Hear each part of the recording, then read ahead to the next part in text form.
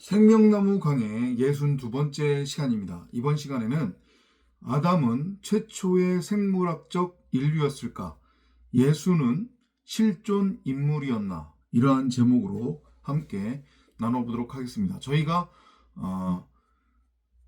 모세오경과 사복음서를 다루면서 계시록까지 이어지는 그 강해 속에서, 그리고 지금 이제 새롭게 시작한 이 생명나무 강해를 통해서도 많이 나누었던 그런 주제이기는 하지만, 여전히 아직도 이 질문에 대해서 의아해하고, 그리고 정확하게 제대로 들어보지 못한 분들이 많다는 그런 생각으로 이렇게 다시 한번 여러분들과 이 주제에 대해서 나누고자 오늘 영상을 올립니다. 예수 이후에 지난 2000년 동안, 그리고 그 전에도 마찬가지일 것이고요. 그죠? 뭐 다는 아니겠지만, 그죠? 대부분의 사람들이 이 질문에 대해서 아주 심각하게 혹은 진지하게 신앙적으로 그렇게 고민하거나 아니면은 토론을 하는 그러한 과정을 거치지 않고, 그냥 단순히 눈에 보이는 문자 그대로 읽고 믿음으로 예수라고 하는 존재를 나와는 상관없는 내 밖에 어떤 형상적인 그러한 존재로 바라보며 믿지 않았나, 그런 생각을 우리는 해야 되는 게 맞는 것이고요. 특히나 창세기 1장 1절을 두고 대부분의 사람들은 자칭 자신이 크리스천이든 아니면 신이라고 하는 존재 자체를 믿지 않는 사람이든 이걸 눈에 보이는 문자 그대로 읽어버리니까 어떤 엉뚱한 헛발질들을 하며 시간을 허비하고 있냐면, 사람은 신이라고 하는 존재에 의해 처음부터 그냥 완전한 성인체로 그렇게 창조가 되어졌다. 아니다. 그것은 말이 안 된다. 사람이라고 하는 존재는 다른 생물체, 피조물과 동일하게 아무것도 없는 무의 상태에서 일종의 어떤 그 화학 반응을 통해 이게 세포가 만들어지고, 그 세포로부터 출발을 해서 진화라고 하는 단계를 통해 지금의 사람의 모양을 띠고 있는 거다. 이런 이제 소위 말하는 사람이 창조에 의해서, 신이라고 하는 그 존재의 창조에 의해서 만들어졌느냐, 아니면 진화라고 하는 과정을 통해서 만들어졌느냐, 이런 소모적인 논쟁이 오랜 시간 동안 이어져 왔다는 것에 우리는 주목을 해야 되겠습니다. 다시 한번 말씀드리지만, 성경을 창세기부터 계시록까지, 그리고 소위 말하는 신약이라고 하는 성경이 존재하지 않았던 2000년 전까지, 2000년 전, 그죠? 그 당시에는 구약만 존재를 했었고요. 특히 그 구약의 중심은 모세 오경이었단 말이죠. 그죠? 이 성경을 과연 그 성경의 직접 당사자였던, 그리고 그 성경을 직접 접했던 유대인들은 창세기 1장 1절을 과연 어떻게 읽어냈을까? 창세기 1장을 어떻게 읽어냈을까? 보편적인 사람들이 그렇게 이해하듯 이것을 최초의 생물학적 인류에 대한 창조의 그러한 기록으로 이해를 했을까? 이 부분에 대해서 여러분들은 먼저 질문을 한번 던져봐야 되고 그 부분에 대한 답을 구해봐야 되는 거죠. 여러분의 여러분 입장에서의 상식이나 어떤 합리, 추론, 어떤 과학적인 것들을 끄집어다가 생각할 게 아니라 이게 성경이 과학책이 아니잖아요. 그죠? 성경은 과학책이 아니란 말이죠. 성경은 전능자가 사람들에게 자신의 원함, 메시지를 전하고자 사람을 숙주로 삼아서 기록한 책이란 말이에요. 그죠? 말씀의 모형인 예수도 그래서 2000년 당시에 그 당시에는 구약만 있었으니까요. 그죠? 그 구약의 성경을 뭐라고 제자들에게, 사람들에게 설명했냐면 이 성경은 나에 관한 기록이다. 이 성경은 나에 관한 책이다. 이렇게 가르치고 설명했단 말이에요. 다시 한번 말씀드리지만 예수는 말씀의 모형이에요. 이걸 여러분들이 다시 한번 각인하시기 바랍니다. 성경에 등장하는 예수나 하나님은 말씀의 모형이다. 그걸 땅적인 차원에서 사람들이 이해할 수 있도록 사람 수준으로 등장시켜서 설명을 하는 거예요. 나타난 것으로서, 눈에 보이는 것으로서 형상화시켜서. 그러니까 요는 그럼 뭐예요? 말씀의 모형인 예수가 이 성경은 나에 관한 기록이고 나에 관한 책이라고 했으니까 2000년 예수 당시를 기준으로 했을 때의 성경은 그러면 구약이고 그 구약의 중심에는 모세오경이 있었단 말이에요. 그럼 그 모세오경은 결국 뭐에 관한 책이라는 얘기예요. 말씀이 무엇인지를 우리에게 알려주고 전하는 책이라는 얘기잖아요. 이해돼요? 그죠? 여기까지 여러분들이 따라오셔야 되는 거예요. 알고 깨달으셔야 되는 거예요. 구약만 놓고 봤을 때에도 구약은 말씀의 모형인 예수에 관한 기록이고 말씀의 모형인 예수에 관한 책이다. 곧 성경은 구약이든 신약이든 그 자체를 구분하는 게 의미가 없고 코미디라고 그랬죠. 그죠? 아무튼 성경은 그러면 결국은 뭐냐? 말씀에 관한 책이다. 말씀이 무엇인지에 관해 기록한 책이다.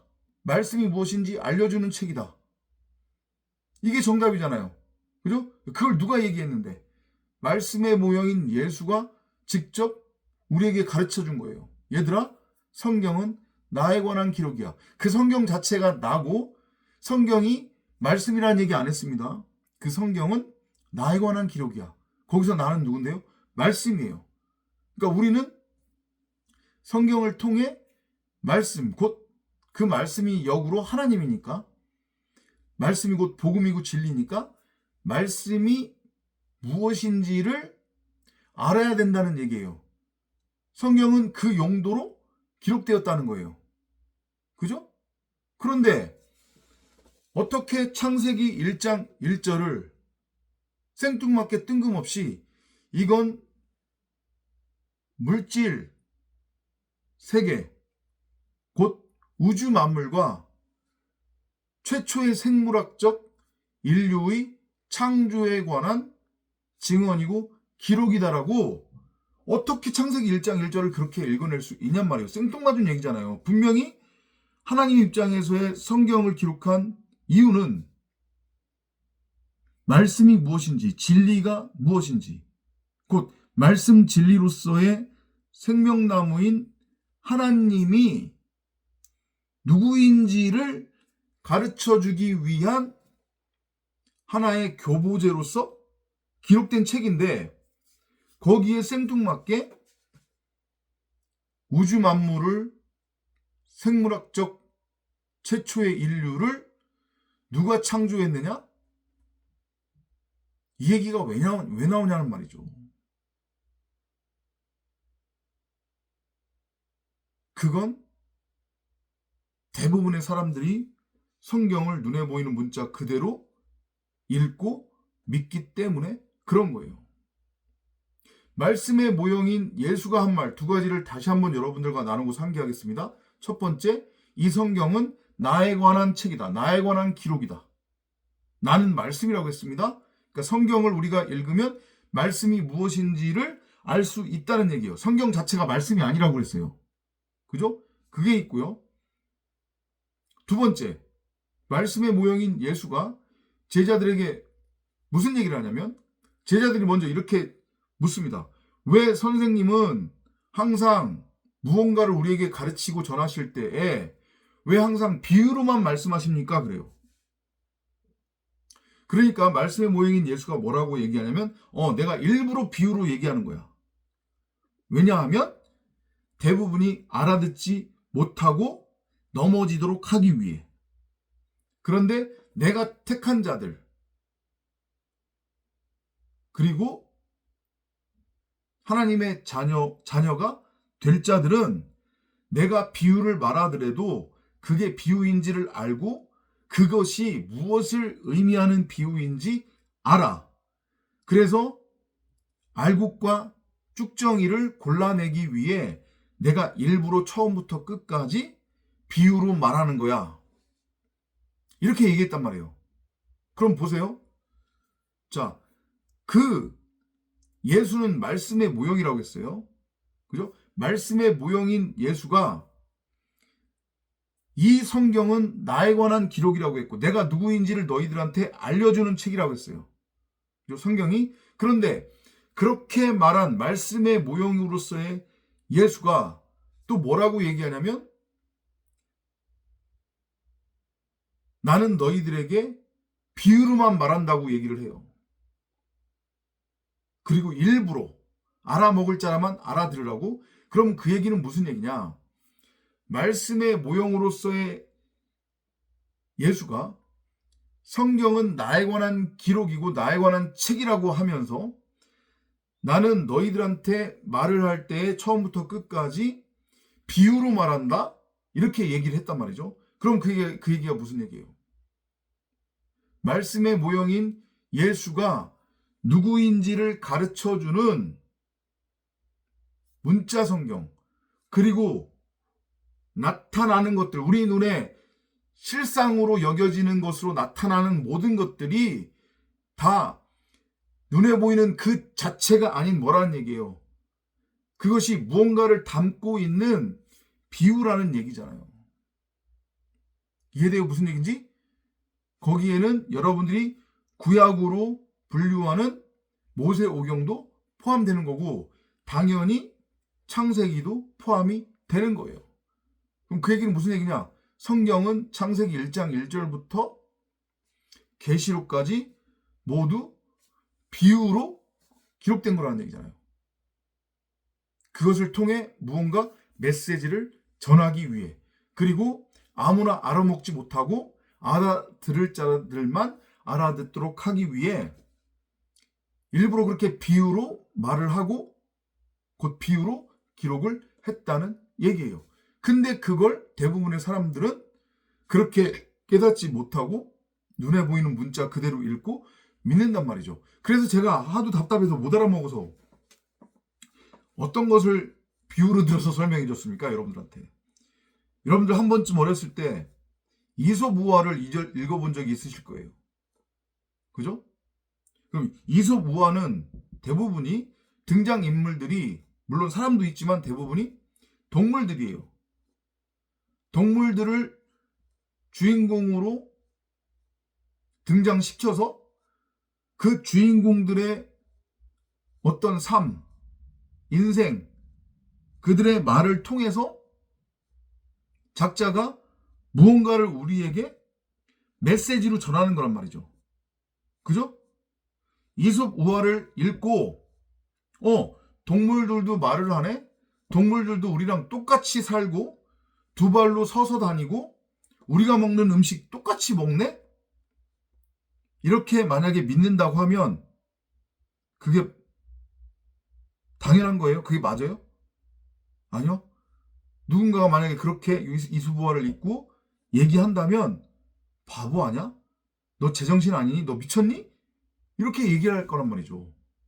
그런데 왜 유독 사람들은 자신이 하나님을 믿는다고 하는 사람이건 믿지 않는다고 하는 사람이건 왜 눈에 보이는 문자 그대로 읽고 믿느냔 말이에요. 여러분들 그거 아세요? 성경이 전세기에 걸쳐서, 전세기예요. 그죠? 모든 세기에 걸쳐서 변하지 않는 베스트셀러 1위라는 거 아세요? 믿지 않는 사람들조차도 성경을 읽는단 말이에요. 왜? 성경을 눈에 보이는 문자 그대로 읽고 믿기 때문에. 성경을 눈에 보이는 문자 그대로 읽으면 이게 뭐가 되는 거냐면 윤리책, 율법책, 도덕책, 세상 사는 지의 삶의 적용 지침, 어떤 철학적 교훈서로 읽혀진단 말이에요. 그러면 사람들은 그것을 통해 육적 가치, 세상 가치, 자기가 원하는 가치를 추구하게 돼요. 이해돼요? 무슨 얘기인지? 그러한 출발, 연장선상에서 사람들은 창세기 1장 1절을 읽는 거예요. 태초에 하나님이 천지를 창조하셨느니라.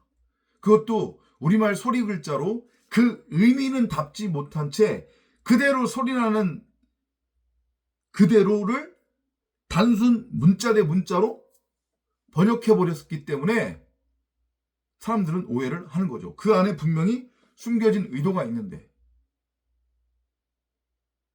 히브리서 원어 성경과 70인역 성경을 읽으면 창세기 1장 1절이 어떻게 풀이된다고 했어요.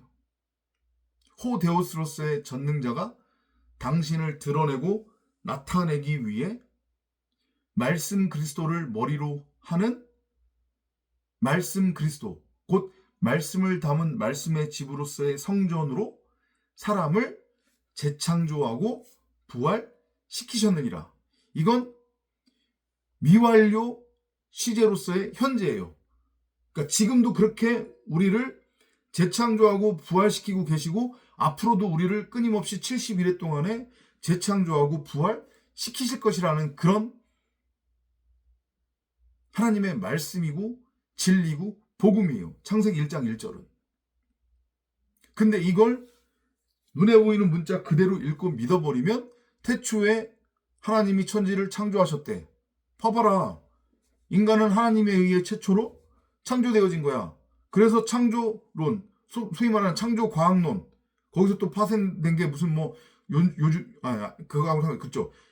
연결이 되어 있죠. 유신진화론, 이런 것들이 나오는 거고 거기에 반박해서 철저하게 사람 생각에 종노릇하는 과학자들과 일반인들은 아니다. 인간은 진화에 의해서 지금의 모습을 띠고 있는 거다. 이렇게 이제 두 주장이 대립을 하면서 계속해서 부딪히게 되는 거죠. 근데 안타깝게도 둘 다 꽝이란 말이에요. 성경은 창세기 1장은 우주 만물과 최초의 생물학적 인류의 창조에 관한 이야기가 아니라는 거죠. 아들에 관한 이야기라고 했잖아요. 톨레도트. 하나님이 사람을 짐승에서 하나님의 아들로 낳을 것이라고 하는 그 하나님의 작정을 기록한 것이 창세기 1장 1절이고 창세기 1장이고 그리고 성경 전체의 주제란 말이죠. 근데 그게 어떻게 사람이 이 우주가 신의 창조에 의해 지어졌네? 어떤 유기적 화학작용을 통해 진화라고 하는 과정을 통해서 만들어지고 지어졌네? 이런 얘기를 할 수 있냐는 거죠. 이걸 여러분들이 좀 깨달으시기를 바랍니다. 단적인 거를 제가 설명을 드릴게요. 얼마 전 영상에서도 제가 설명을 드렸는데 만약에요. 창세기 1장 1절이 최초의 생물학적 인류 창조에 관한 증언이고 기록이다라고 하면 여러분들이 무엇을 설명하셔야 되냐면 명확하게 창세기 3장으로 넘어가면서 가인이 동생 아벨을 쳐 죽입니다. 그죠? 가인이 동생 아벨을 쳐 죽여요. 그때까지 문자적으로 성경을 읽으면 지구상 이 지면에는 사람이 몇 사람이 있었냐면 아담이 있고 하와가 있고 그 다음에 이 둘이 결혼해서 낳은 두 아들 가인이 있고 아벨이 있었어요. 4명이에요. 4명만 존재해요. 그죠? 그런데 그 중에서 동생 아벨은 둘째 아들은 첫째 아들 형에 의해서 죽임당합니다. 그러면 여러분들이 읽는 대로 문자적으로 성경을 읽는다고 하면 가인 당시에 지면에는 사람이 몇 사람만 살고 있는 거냐면 3사람만 살고 있어야 되는 거예요. 아담, 하와, 그리고 가인이에요.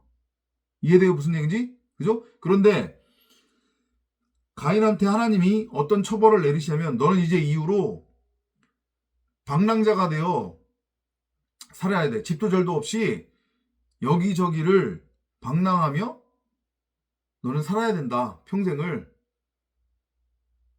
그리고 그렇게 하라고 하나님께서 아담을 동쪽으로 쫓아내시겠다고 해요. 너 이제 동쪽으로 나가.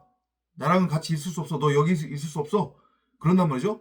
그랬더니 거기서 가인이 무슨 얘기를 하냐면 아이고 하나님, 제가 그 동쪽으로 쫓겨가면 거기서 방랑자 생활을 하게 되면 그쪽에 살고 있는 사람들이 저를 만나는 사람들이 제가 동생을 죽인 죄인이라고 저를 심판해서 쳐 죽일까봐 두렵습니다. 그러니까 저 쫓아내지 마시고 계속 여기서 살도록 해주세요. 이렇게 얘기한단 말이에요. 제가 만들어낸 얘기 아니잖아요. 성경에 분명히 기록되어 있어요. 여러분들 한번 찾아보세요. 그죠? 그러면 그 성경을 허투루 읽지 마시라니까. 그러면 거기서 이미 동쪽에 에덴 동쪽에 살고 있었던 그 에덴 동쪽의 지면에 번성에서 살고 있었던 사람들은 누구냔 말이에요. 여러분들 설명할 수 있어요? 설명 안 되잖아요. 그래서 그것만 보더라도 아담과 하와가 최초의 생물학적 인류가 아니라는 얘기예요. 그럼 뭐냐? 아담과 하와는 간단해요. 아담과 하와뿐만 아니라 성경에 등장하는 모든 인물들은 실제 인물일 수도 있고 실제로 그 당시에 존재했었던 살고 있었던 인물일 수도 있고 그렇지 않을 수도 있어요. 마치 이솝우화에 등장하는 등장인물들처럼 이솝우화에 사람이 등장하든 짐승이 등장하든 그건 중요치 않아요. 이솝우화에 등장하는 동물들이 어떤 그들의 삶을 통해서 거기 에피소드가 있잖아요. 그죠? 이솝우화에 에피소드들이 있는데 예를 들어서 그 에피소드를 구성한 게 동물이에요.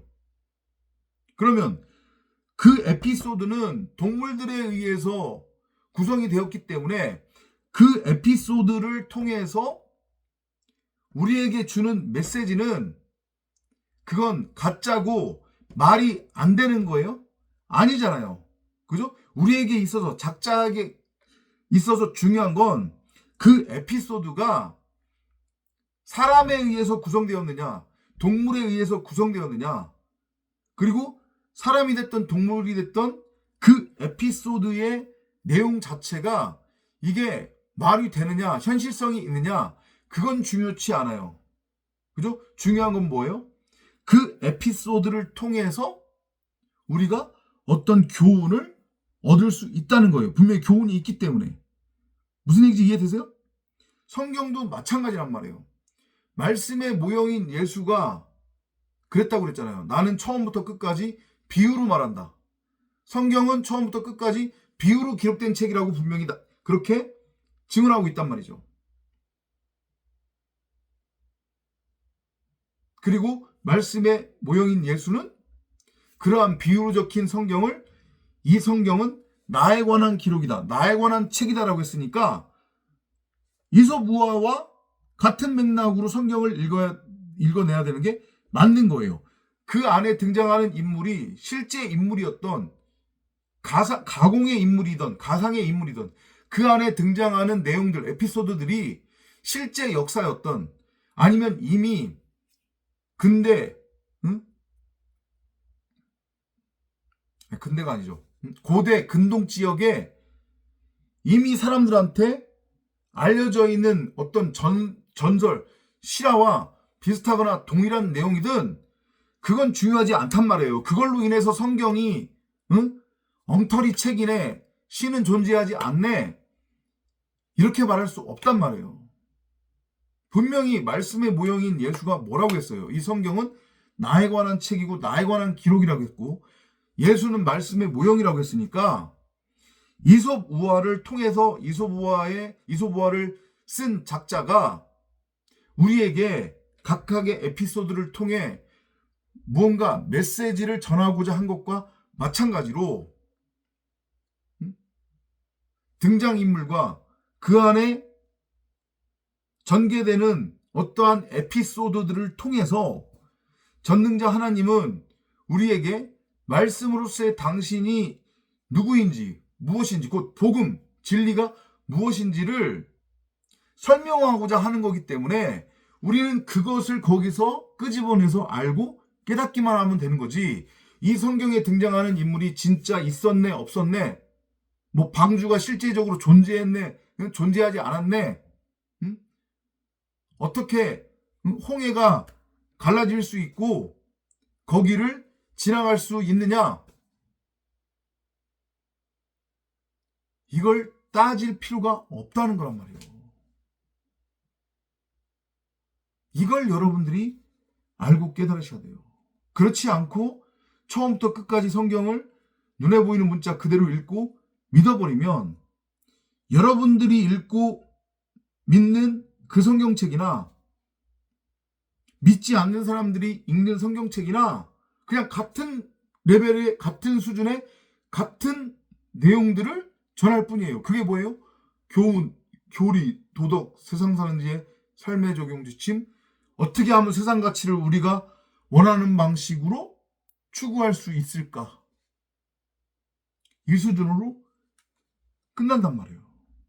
그리고 어떤 오류에 이제 부딪히게 되냐면 제가 한 예로 방금 전에 설명드렸던 최초의 인류는 아담과 하와라고 알고 있는데 가인이 얘기하는 동쪽에 이미 살고 있는 사람들은 그럼 뭐지? 이런 앞뒤가 안 맞는 오류에 부딪히게 된단 말이에요. 그럼 그건 설명 못해. 설명 못하고 그냥 어물쩍 넘어가거나 그냥 믿어.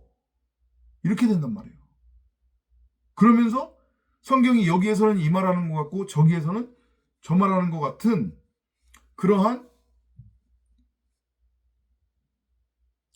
본인도 이해 안 되고 설명할 수 없는 오류에 부딪히게 되므로 엉망진창 지죽박죽이 되는 거죠. 이걸 여러분들이 알고 깨달으시기 바랍니다. 그러면 오늘 제가 썸네일의 주제로 잡은 첫 번째 질문, 아담은 최초의 생물학적 인류였을까? 그럼 아니죠. 그럼 아담은 누구였냐? 아담과 하와는 누구였냐? 샘플이에요. 샘플이란 말이죠. 모세오경은 여러분들 아시다시피 모세에 의해 기록됐어요. 모세오경의 첫 번째 독자는 유대인들이란 말이죠. 그 유대인들에게 복음이 무엇인지, 복음으로서의 하나님이 무엇인지를 전하기 위해 모세가 기록한 책이란 말이죠. 이걸 여러분들이 알고 깨달으셔야 돼요. 그래서 유대인들은 창세기 1장을 읽었을 때, 창세기 1장 1절을 읽었을 때 이게 우주 만물의 창조와 최초의 생물학적 인류에 대한 창조 얘기구나 이렇게 넘어가는 게 아니라 이거 하나님이 우리한테 이러이러한 말씀을 하시려고 하는 거구나. 이거 결국은 우리에 관한 이야기구나. 나 얘기하는 거구나. 하나님이 지으셨다는 천지, 그것은 곧 나를 의미하는 거구나. 유대인들은 그걸 알아먹었단 말이죠. 근데 여러분들은 어떻게 그걸 문자 그대로 읽어서 우주 만물과 생물학적 최초의 인류에 관한 창조로 읽어낼 수 있냐는 거예요. 이걸 여러분들이 아셔야 돼요. 그리고 예수가 실존 인물이었느냐, 이 부분에 대해서는 드릴 말씀이 많은데 이건 또 따로 제가 뽑아서 다음 시간에 다른 영상을 올릴 텐데요. 오늘은 짧게 설명드리자고 하면 이거예요. 저는 상담을 하다 보면요, 깜짝깜짝 놀라는 게 뭐냐면 이런 얘기를 하는 사람들이 있어요. 구약시대, 예수 이전에는 예수가 없었기 때문에, 예수가 오지 않았기 때문에 그들은 구원 못 받은 거 아니냐, 이렇게 주장하는 사람들이 있다니까요. 깜짝 놀래요. 그리고 청교도계 합동계열의 신학대학원을 졸업을 하고 자칭 자기는 원서로 성경을 연구하고 공부한다고 하는 전도자들 대부분이 그렇게 얘기를 하는 것에 대해서 저는 무지 놀랐어요. 그래서 구약에는 구원받은 자들이 없다는 거예요. 왜냐? 구약에는 예수가 오지 않았기 때문에. 와, 놀랄 노자입니다. 그러니까 성경을 눈에 보이는 문자 그대로 읽고 믿으면 이런 엉뚱한 소리들을 하게 되는 거예요. 모세가 구원 못 받았어요? 출국한 이스라엘 백성들이 구원 못 받았을까요? 여호수아 구원 못 받았어요? 성경 구약에 등장하는 수많은 선지자들 구원 못 받았어요? 아담과 아담의 계보를 잇는 경건한 자들의 계보를 잇는 자들, 아브라함, 이삭, 야곱, 요셉, 12 아들들, 그럼 구원 못 받았다는 얘기예요? 아니라니까요. 제가 뭐라고 말씀드렸어요? 예수는 말씀을 설명하기 위한 모형이라고.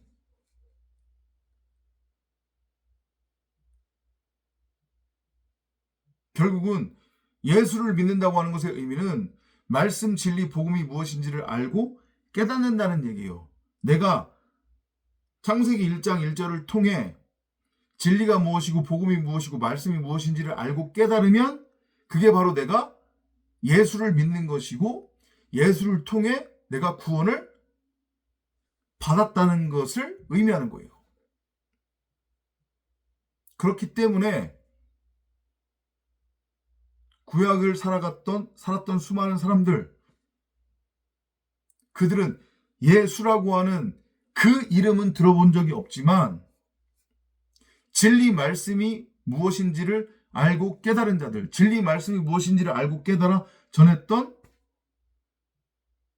선지자들, 그 선지자들을 통해 진리가 무엇인지를 전해 들은 자들 중에 진리를 깨달은 자들은 결국은 예수를 만났고 예수가 누구인지를 알았고 예수를 믿은 거란 말이에요. 그렇기 때문에 그들은 구원 받았단 말이죠. 이걸 여러분들이 알고 깨달으시기를 바랍니다. 그러면 일단 단편적으로나마 예수는 실존 인물이었나? 이 질문에 대한 답이 나오죠. 그죠? 당연히 실존 인물 아니었던 거죠. 말씀의 모형인 예수가 스스로 얘기했잖아요. 나는 처음부터 끝까지 비유로 얘기한다. 이 성경은 나에 관한 책이다. 근데 처음부터 끝까지 비유로 얘기했다고 했으니까 성경이 결국은 그 예수에 관한 이야기. 근데 예수는 모든 것을 처음부터 끝까지 비유로 얘기했다고 했으니까 결국 성경은 처음부터 끝까지 비유로 기록된 것이다. 그 연장선상에서 예수 또한 인물로서 등장하는 예수 또한 그러면 비유다. 말씀을 설명하는, 나를 설명하는, 이렇게 여러분들이 알고 깨달으시면 될 것 같고, 창세기 1장 1절은 생물학적 최초의 인류와 물질 세상 우주 만물의 창조에 관한 증언이 아니라는 것도 여러분들이 깨달을 수 있으리라 믿습니다. 그러니까 더 이상 헛발질하지 마시기 바랍니다.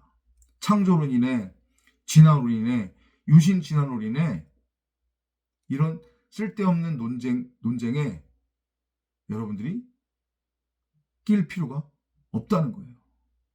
오직 성령을 구하고 찾고 두드리며 주야로 진리를 묵상하시기 바랍니다.